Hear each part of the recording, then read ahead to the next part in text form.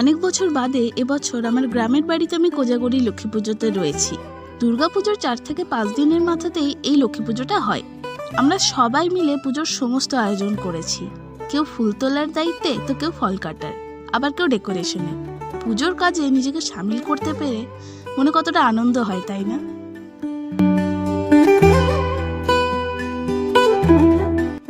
আমাদের পাড়ার ছোট্ট বোনগুলো এই এত সুন্দর আলপনা এঁকেছে। মা লক্ষ্মীর মুখখানা কি মিষ্টি দেখতে লাগছে। সমস্ত আয়োজন সারা হলে রাত্রে পুজো বসলো। পুজো শেষ হতে এখন ঢের দেরি। চলো ততক্ষণে অন্য পাড়ার লক্ষ্মী প্রতিমাগুলোকে প্রণাম করে আসা যাক। আমাদের পাড়ায় খিচুড়ি ভোগের আয়োজন হয়ে থাকে এই দিনে, আর খিচুড়ি ভোগ তো আমার খুব প্রিয়। এরপর শুরু হয়ে যায় রাত্রিবেলা মুষলধারে বৃষ্টি। ব্লগটা ভালো লাগলে অবশ্যই একটা লাইক করে